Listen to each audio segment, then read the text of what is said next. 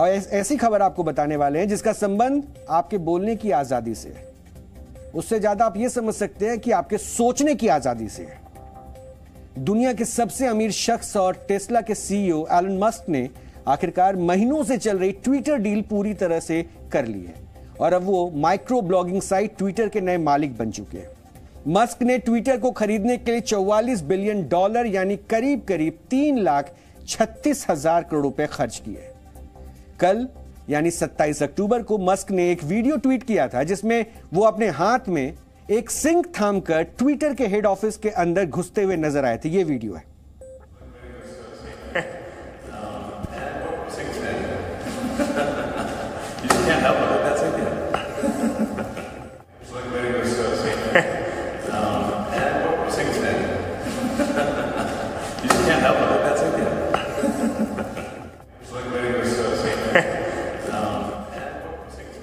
तो ट्विटर खरीदा और उसके बाद ट्विटर के हेड ऑफिस में ये सिंक लेकर एलन मस्क एंटर करते हैं और इस वीडियो के कैप्शन में लिखा था लेट दैट सिंक इन। यही नहीं, उन्होंने ट्विटर पर अपने बायो को भी बदलकर वहां लिखा है कि चीफ ट्वीट यानी कि प्रधान बेवकूफ। ट्वीट का मतलब TWIT और इसका मतलब उन्होंने अपने आप को यह बताया। इस डील के मुताबिक मस्क को ट्विटर के हर शेयर के लिए $54.20 यानी कि करीब करीब 4,468 रुपए प्रति शेयर चुकाने होंगे। हालांकि मस्क के पास पहले ही ट्विटर की लगभग 9.2% की हिस्सेदारी थी। इसके अलावा मॉर्गन स्टैनली की 8.4%, वेनगार्ड ग्रुप की 10.3% और सऊदी अरब के प्रिंस अलवदीद बिन तलाल की 5.2% हिस्सेदारी थी। लेकिन अब मस्क ट्विटर के अकेले मालिक बन चुके हैं और इस डील के बाद कंपनी ने पूरी यानी कि 100% हिस्सेदारी मस्क के नाम कर ली है। यानी अब आप कह सकते हैं कि टेस्ला की तरह ट्विटर भी अब एलन मस्क की प्राइवेट कंपनी बन जाएगी।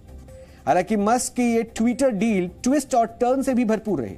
इस दौरान एक दूसरे पर आरोप लगाए गए, सवाल जवाब हुए और फिर कभी हां कभी ना की अटकलों से गुजरते हुए कोर्ट कचहरी के बाद ये डील अपने मुकाम तक पहुंची। वैसे तो मस्क के दिमाग में ट्विटर खरीदने का विचार काफी पहले से ही आ गया था। बात करीब 5 वर्ष पुरानी है। 21 दिसंबर वर्ष 2017 को रात के 11:20 पर टेस्ला के फाउंडर एलन मस्क ने एक ट्वीट किया। उन्होंने ट्वीट में लिखा आई लव ट्विटर। मस्क के इस ट्वीट के जवाब में अमेरिकी पत्रकार डेव स्मिथ ने कमेंट किया और पूछा कि फिर आप इसे खरीद क्यों नहीं लेते। डेव स्मिथ के बयान पर मस्क ने भी जवाब दिया और उनसे पूछ लिया कि इसकी कीमत कितनी है।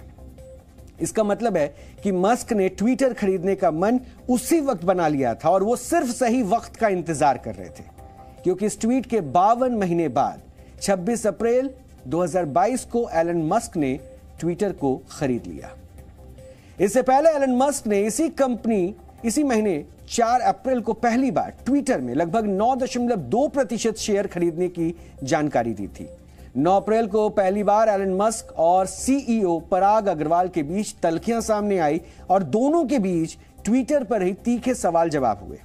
11 अप्रैल को ट्विटर के सीईओ पराग अग्रवाल ने ऐलान किया कि एलन मस्क ट्विटर के बोर्ड में शामिल नहीं होंगे। इसके बाद 14 अप्रैल को मस्क ने ट्विटर को पूरी तरह से खरीदने का ऑफर दिया और करीब 10 दिन के बाद ट्विटर के बोर्ड ने मस्क का यह ऑफर मान लिया और इसके बाद 26 अप्रैल को मस्क ने ट्विटर को $44 अरब में खरीदने का सौदा कर लिया। लेकिन 13 मई को मस्क ने ट्विटर पर स्पैम और फेक अकाउंट की मौजूदगी का हवाला देते हुए इस डील को होल्ड पर रख दिया। 6 जून को मस्क ने ट्विटर से अपनी डील तोड़ने की धमकी दी और उन्होंने कंपनी पर बॉट अकाउंट यानी कि जो फर्जी अकाउंट हैं, रोबोटिक अकाउंट हैं, उनकी सही जानकारी नहीं देने का आरोप लगाया। मस्क को डील से मुकरते देख ट्विटर 12 जुलाई को कोर्ट पहुंच गई। जवाब में मस्क ने भी कोर्ट का दरवाजा खटखटाया और 6 अक्टूबर को कोर्ट ने दोनों पक्षों से 28 अक्टूबर तक किसी समझौते पर पहुंचने और इस डील को पूरा करने को कहा। और इस तारीख से एक दिन पहले ही मस्क अपने हाथों में सिंक लेकर ट्विटर के मुख्यालय पहुंच गए, जिसका वीडियो भी हमने आपको दिखाया था। अभी भी वो वीडियो हमने आपके लिए चला रखा है। और इधर मस्क दफ्तर के अंदर दाखिल हुए, उधर ट्विटर के सीईओ पराग अग्रवाल की छुट्टी हो गई। सिर्फ पराग अग्रवाल ही नहीं, ट्विटर के सीएफओ नेड सेगल और लीगल अफेयर पॉलिसी हेड विजय गड्डे का भी उनको वहां से उनके पद से हटा दिया गया। पराग अग्रवाल नवंबर 2021 में ट्विटर के सीईओ बने थे। उन्हें ट्विटर के संस्थापक जैक डॉर्सी के इस्तीफे के बाद कंपनी का सीईओ बनाया गया था और वो पिछले 10 वर्षों से ट्विटर के साथ जुड़े हुए थे और सीईओ बनने से पहले वे ट्विटर के चीफ टेक्निकल ऑफिसर भी रह चुके थे। यही नहीं, वो पराग माइक्रोसॉफ्ट और याहू जैसी कंपनियों के साथ भी काम कर चुके हैं। हालांकि पराग को हटाने का फैसला एलन मस्क को भी काफी महंगा पड़ेगा, क्योंकि एक रिसर्च फर्म का यह दावा है कि अगर पराग को ट्विटर से 1 वर्ष से पहले हटाया जाता है तो मस्क को उन्हें $42 मिलियन यानी कि करीब करीब 346 करोड़ रुपए, जो भारतीय कीमत है वो बता रहे हैं, 346 करोड़ रुपए हर्जाने के रूप में देने पड़ेंगे। यही नहीं, कंपनी के बाकी दोनों अधिकारियों को भी मस्क को हर्जाने के तौर पर मोटी रकम चुकानी होगी और मस्क को तीनों अधिकारियों को करीब $100 मिलियन यानी तकरीबन 823 करोड़ रुपए का मुआवजा देना पड़ेगा। यानी पराग अग्रवाल और दूसरे अधिकारियों को नौकरी छोड़ने के बाद भी इतना पैसा मिलेगा, लेकिन ट्विटर के दूसरे कर्मचारियों की किस्मत इतनी अच्छी नहीं है। वैसे वॉशिंगटन पोस्ट की रिपोर्ट के मुताबिक मस्क की कंपनी के 75% कर्मचारियों को बाहर का रास्ता दिखाने की योजना है। यानी कंपनी में यह लगातार प्लानिंग चल रही है कि लगभग 75% जो एम्प्लॉय हैं उनको बाहर का रास्ता दिखाया जाए।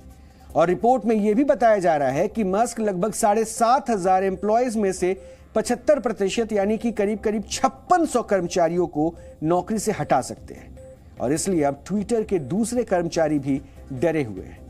उन्हें अपने आप भविष्य अंधेरे में नजर आ रहा है और न्यूयॉर्क टाइम्स की रिपोर्ट के मुताबिक ट्विटर के कुछ कर्मचारियों ने एलन मस्क का नाम सुनकर पहले ही नौकरी छोड़ दी है। कुछ समय पहले ट्विटर के कर्मचारियों की तरफ से खुला पत्र भी लिखा गया था, जिसमें इतने बड़े पैमाने पर छटनी की योजना का विरोध किया गया और इन कर्मचारियों ने लिखा था उस वक्त कि एलन मस्क की 75% कर्मचारियों की छटनी की योजना से ट्विटर की क्षमता को काफी नुकसान होगा और यह हमारे यूजर्स के विश्वास को कमजोर करेगा। यह साफ तौर से कर्मचारियों को डराने धमकाने का काम है। सिर्फ छटनियां ही नहीं, मस्क ट्विटर में कई दूसरे फेरबदल भी कर सकते हैं।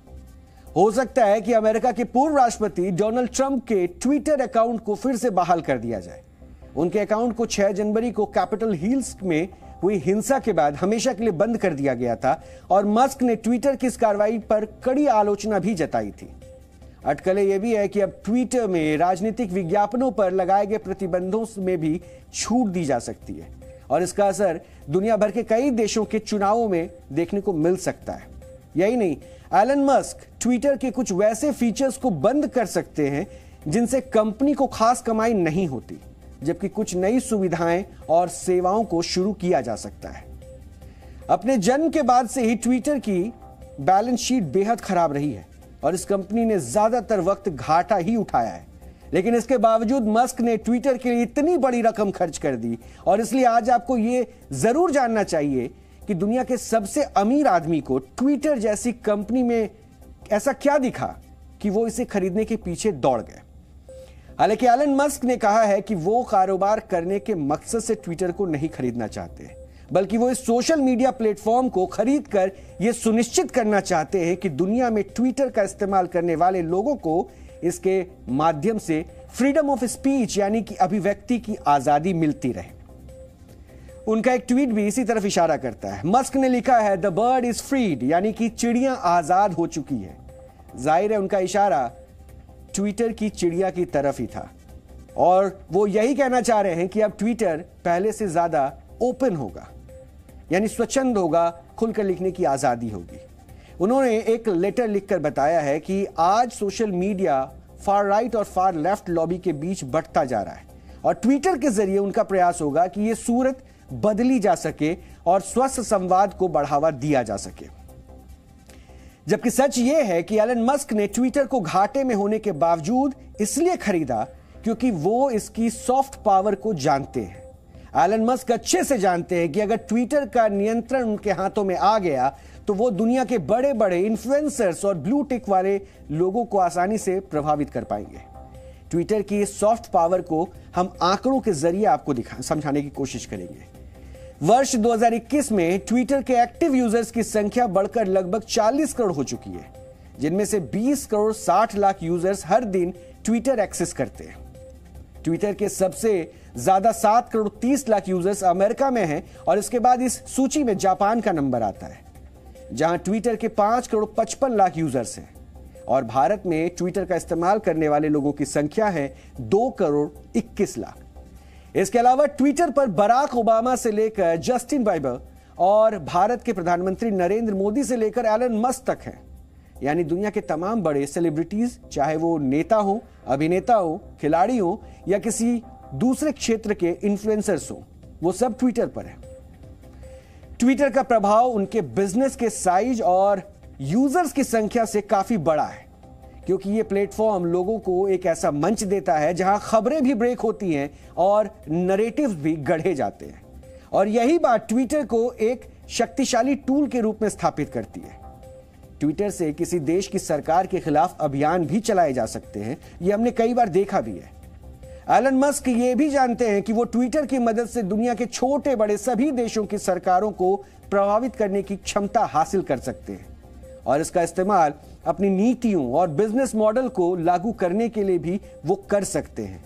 और शायद ट्विटर की सॉफ्ट पावर ही है वो वजह है जिसकी वजह से मस्क इस माइक्रो ब्लॉगिंग साइट के मालिक बनना चाहते हैं।